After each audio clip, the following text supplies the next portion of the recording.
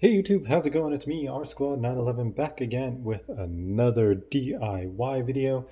Um, yeah, something, well, I've already kind of done it, and now that I figured out how to do it, because it took me a few hours, I figured I would do a video on it. So I returned everything back to normal, just so I can show you guys how to do it. Yeah, so one thing that kind of bothered me, well, there's a few things that bothers me about this trap, but the main thing was these wheels. And they just, I know Haslab was really proud of them because they're actual metal wheels and they look like ball bearings, but they're clearly not ball bearings. And my biggest pet peeve is that aside, when you look through the back of it, it makes it kind of lose all of its magic. Like from a distance, it looks pretty good. Good from far, far from good. But then once you start looking inside there, you see it's just this hollowed out wheel.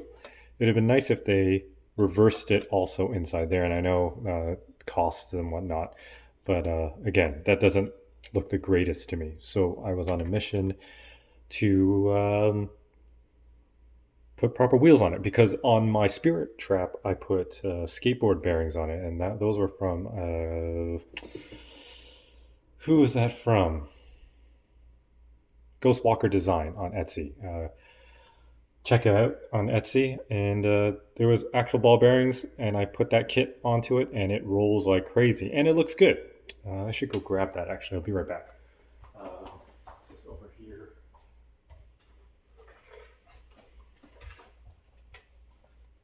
That's it there with the wheels. There's that extra plate here and 3D printed mounts, and it rolls so good.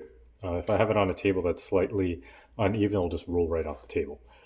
Right, so yeah, but I'm trying to keep in the whole theme of Frozen Empire and Afterlife. So we have these wheels here. And then if I put on those small skateboard wheels, because this thing sticks out so much, you can see here there's like barely any clearance. That would just rub the floor. So I was looking for bearings that would be about the same size. Now these stock wheels are 38 and a half inch, 38 and a half inch, 38 and a half millimeters in diameter. And I was able to find these ones. You can get away with 35 millimeters. I had those on before and they work fine. But these ones are 38. You could probably, no, these are 37, sorry. And yeah, if you want to get 38, it would be close. 40 would be too much, but it will clear this V-hook. All right, so let's open this thing up. I've already kind of like removed all the screws. I left one in just to show you guys here. When you turn your trap over, obviously you're going to remove this part here so there's no more power. You do that by pressing that, and this piece slides out. I mean, it's basic trap Haslab 101, right? So you're going to flip this over and you're going to see these 1, 2, 3, 4, 5, 6, 7, 8, 9, 10. 10 screw holes, but they're going to be capped with little caps like this. And before on the wand, I would just drill them out because they were actually glued in. These ones are actually just press fitted in, which is nice. And my trick to doing that is I use a drywall screw, which is like a thin shaft on it. And what I do is I screw it kind of in. You can do it by hand or with a screwdriver, just enough that it bites it. And then you would take some pliers like so, grab it. Hold on, I'll show you this here. Grab it and pull up. And boom. There goes your cover. And you just unscrew it a little bit. And there you go. And it does mar up the hole a little bit.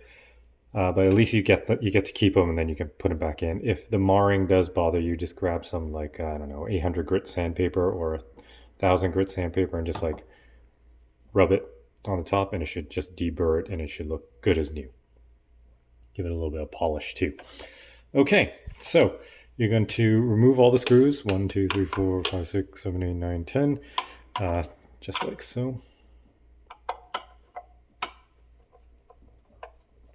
I use a number 1 Phillips.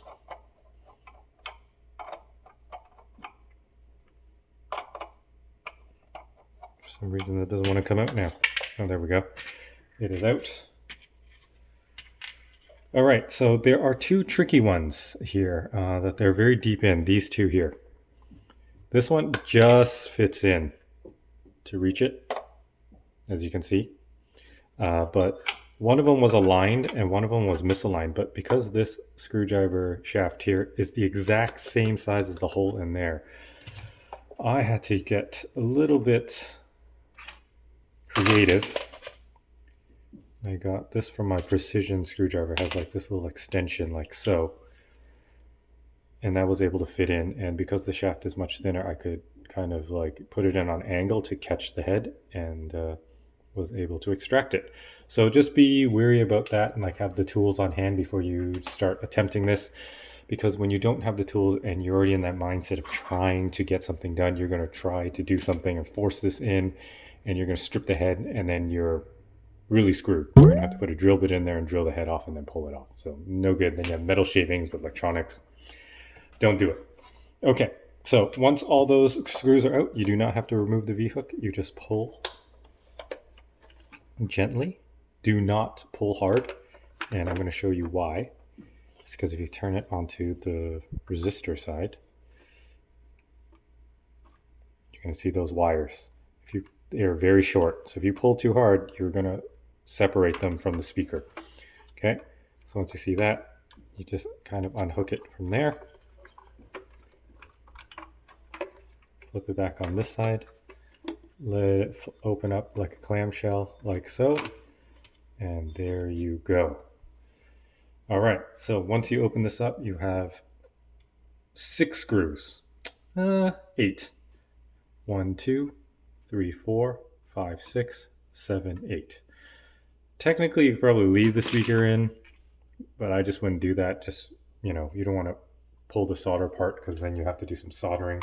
So the trick here is to remove the speaker, and it's so simple. You just remove these 2 screws.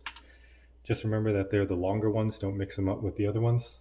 The other ones are shorter. You can see that. That's a speaker screw on the top, and that is the body screw. Okay, so don't do that. When you add longer screws to other parts, they start poking out of plastic, and you're putting like round stress mark, white stress marks, and that can be avoided. All right, so you just lift the speaker up like so, like that. Push it off to the side. Make sure you don't have any metal shavings around. The speakers are magnetic. It will grab it. Take these screws out.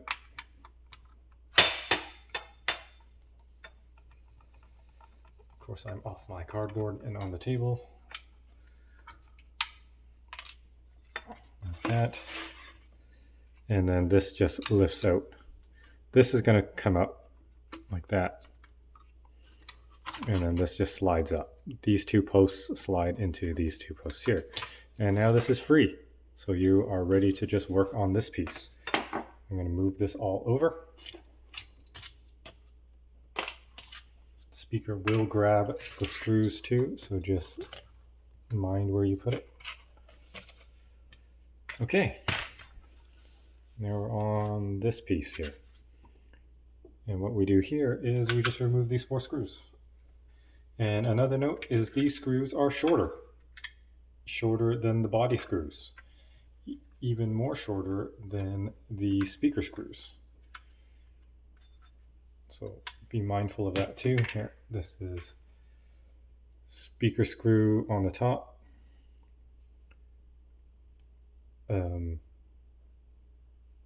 This screw that I just took off here, and then this is the body screw. So it's small, medium, large. So small here, medium for the body, 2 large for the speaker.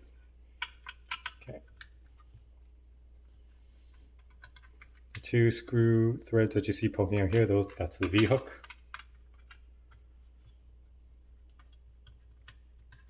And with this trap, I'm trying to go with the most economical ways to modify this without breaking the bank. I went too crazy on the Haslab pack, and I just don't want to repeat of that on this. So I'm going to keep this easy. I was going to like 3D print a whole bunch of stuff and whatever, but that's so much time, and I don't got time for that, right? I just want it to look good and work. Yeah, again, not breaking the bank, because then you'd have to relocate this if you use like the smaller bearings or whatever, and no thanks. Okay, so now that those 4 screws are up, you can now separate it. So it's 2, it's sandwiched into this recess here. So you just kind of try to find an edge. You can push up on the wheel here. Push up on the wheel there. There you go. And then this side's a little bit, it grabs on a little bit more, but you can pull up, and there you go. You can see that these wheels sit in this kind of like V channel or U channel there, and that's it. And then when they get pressed in, there's this line in there that kind of pushes down on this axle, and it just keeps it in place. So yeah, there's some movement up and down. Well, I'm not sandwiching it in, but yeah. But they roll freely. Okay. I mean, eventually, after you like roll it a lot, it'll probably wear down the plastic. But, I mean, we like rolling these down our hallways 24/7. No. All right, so that's what I'm removing.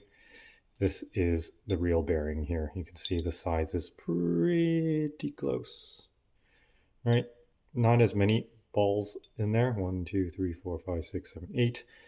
1, 2, 3, 4, 5, 6. So we're short 2, but these bearings are much bigger. But they're going to look the same on both sides.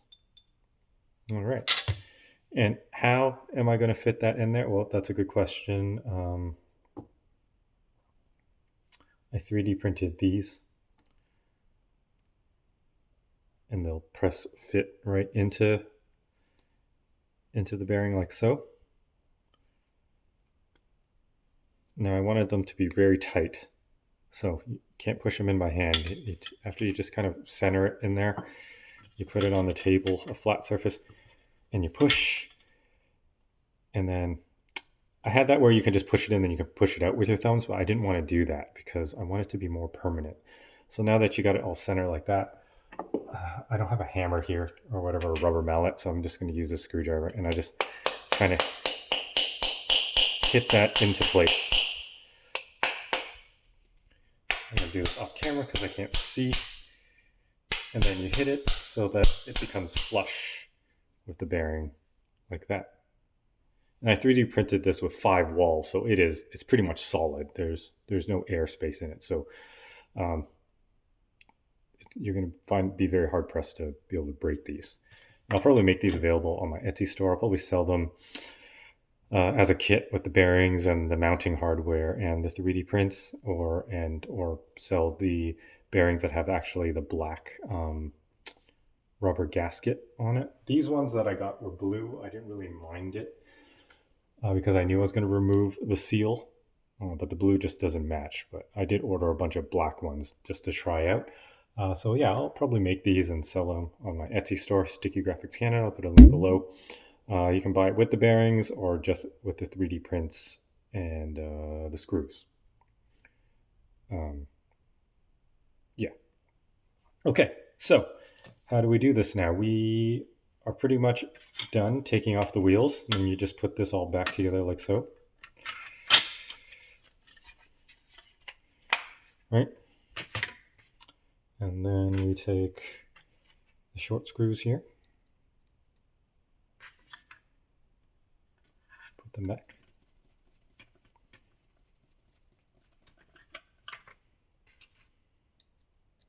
Got 4 of those.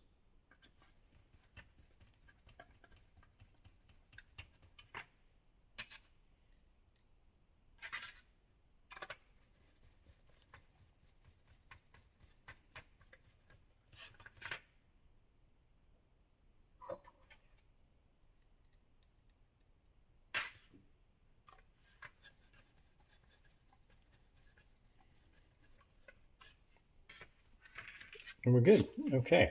So, I got to put in this other one here.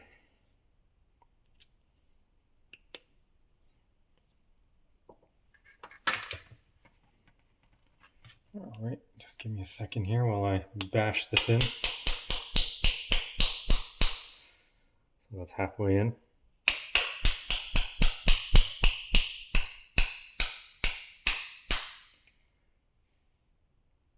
Almost all the way in. Almost there. Oh, my hand is hurting. Usually I do this on like a work table and hit it in, but this will have to do for now for my video. I had one commenter who comments, it's like when I was drilling stuff, like, please stop doing that on an angle. I mean, when I'm doing these videos, like I'm not going to bring it into my garage. It's winter now. I have a drill press and everything. I mean, for plastic, it's okay.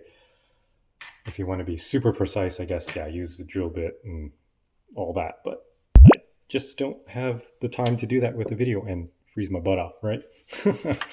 Okay, so that is in there. This is one of the wheels here. And then I use these stainless steel screws with the Torx on it.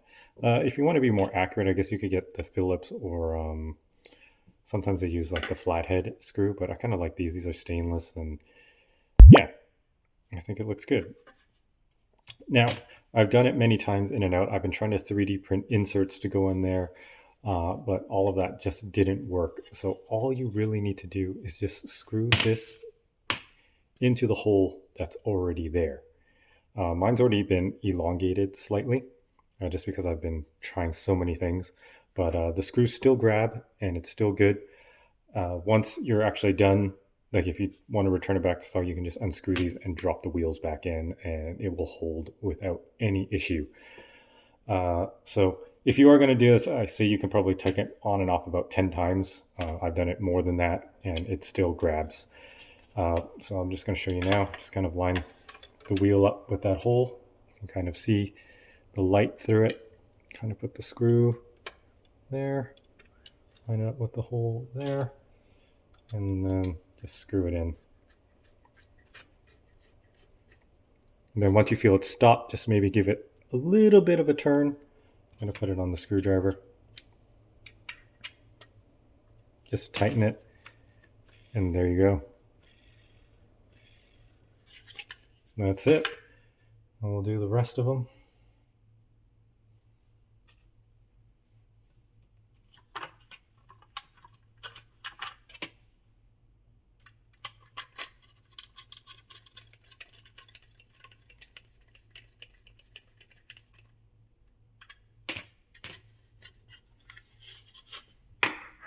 Yep, clears the V-hook.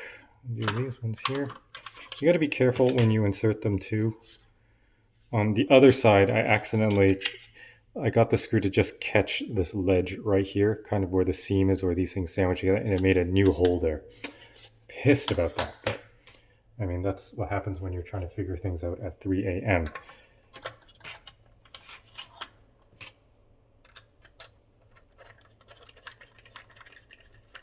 And this is non-destructive. I mean, it's completely reversible.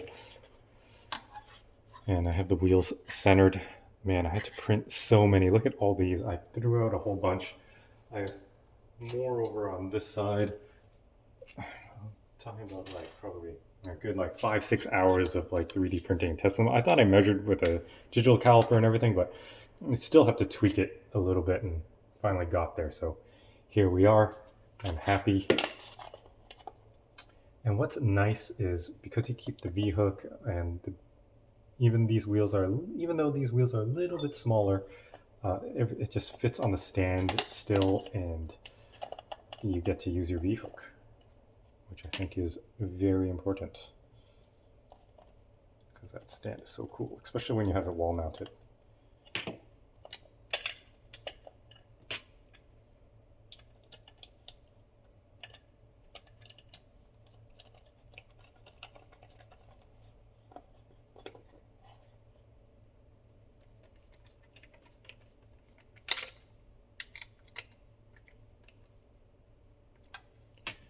Yeah, so there we go.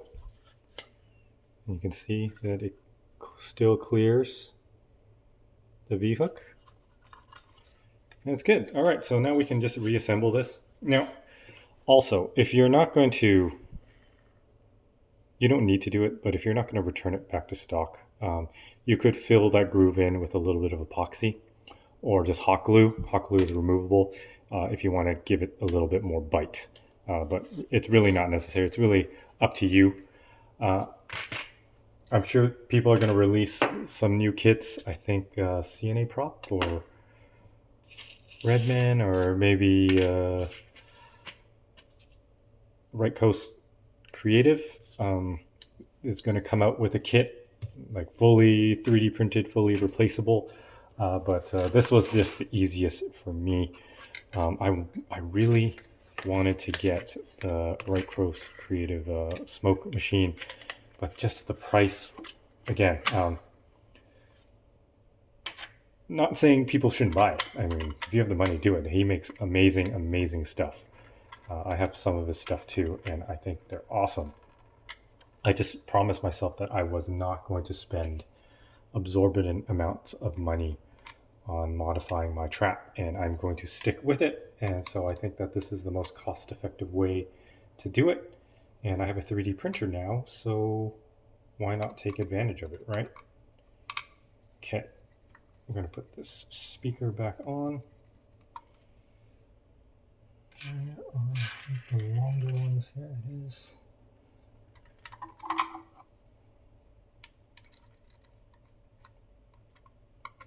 All right, so like I forget, it was a UK company on Etsy who was selling the smoke machines, and it was only, I think, $70, $65 US shipped, and it'll be here soon, hopefully this week, by DHL.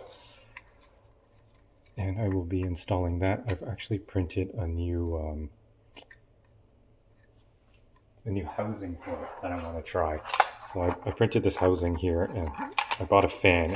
I already put it in there. I haven't mounted it yet because I want to figure out where it's going to go, and then I'm going to wire it so when it triggers the smoke and the light, it will just force the smoke out, which will give it a much nicer effect. Whereas his is kind of just a force, like whatever comes out, it comes out. But from the pictures and videos, it looks like there's quite a bit of smoke, so I might not even need the fan.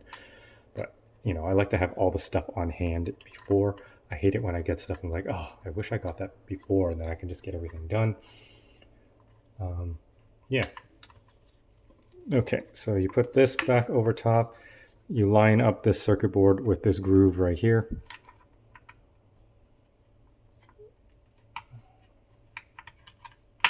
This is important because this is where this part of the trap slides in and it connects the pins into there. So you got to make sure alignment is good on that.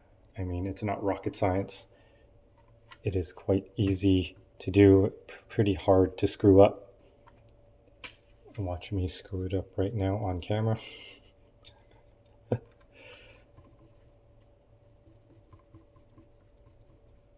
Okay, so that's it.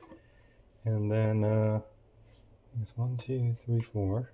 None go here. These ones are just where the bottom piece pegs in. That's the guides, these two. And that's it. Some people are actually removing this rumble motor. Not sure if I'm going to do that. Just because you can also save some weight, I suppose. I don't actually use the rumble motor. It just doesn't do anything. It just kind of sounds like an egg beater, actually. But maybe I'll remove that next time. That'll be a different video, but for now we are doing the wheels, and this will kind of be like a guide if I do end up selling these on Etsy. So when you do close this back up, guys, be wary of this wire here,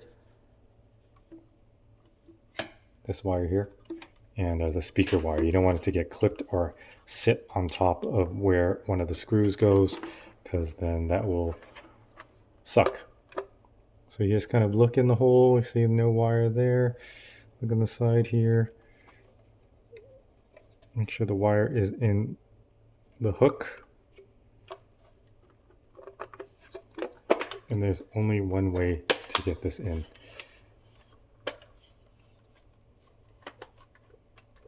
Just like that. All right. And then now we put our screws back in. So we're going to put 1, 2. I'm not going to put them all in just for the sake of the length of this video. But we'll just put 6 of them in. The ones that kind of just hold the base.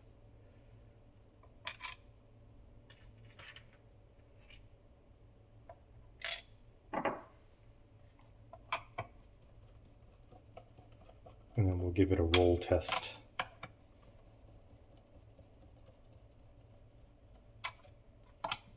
Again, screws on plastic, once you feel it stop, just stop. You do not need to go crazy on it. If you think that something is kind of bulging up on it, that means that something is binding.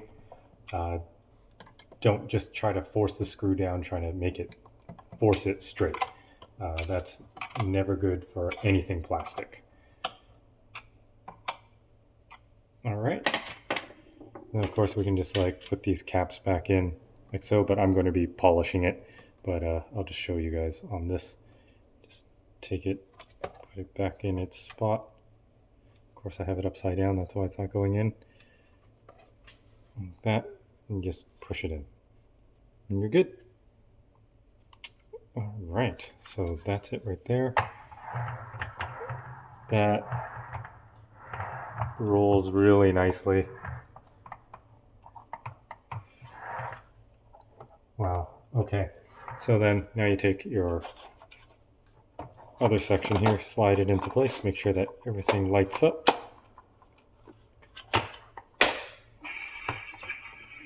That's a good sign.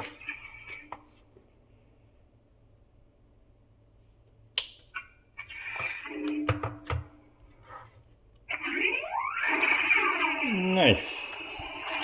Oops, that button's too easy to open. Everything works. Oh, and you can see here, this is my 3D printed inner door panels that I sell.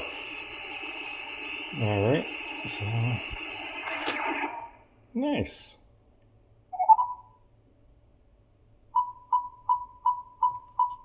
Okay, so I'm going to go set up the camera over on the other side of the basement, and then we're going to do a roll test. All right, so I'll be right back. Yeah, there you have it. So, they're about the same weight as the stock wheels, obviously, because the stock wheels are hollowed out, and these ones are actual chromium steel.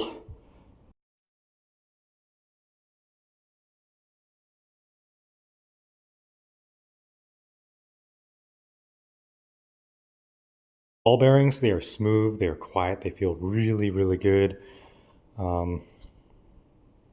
Yeah, I'm going to sell these on my Etsy store.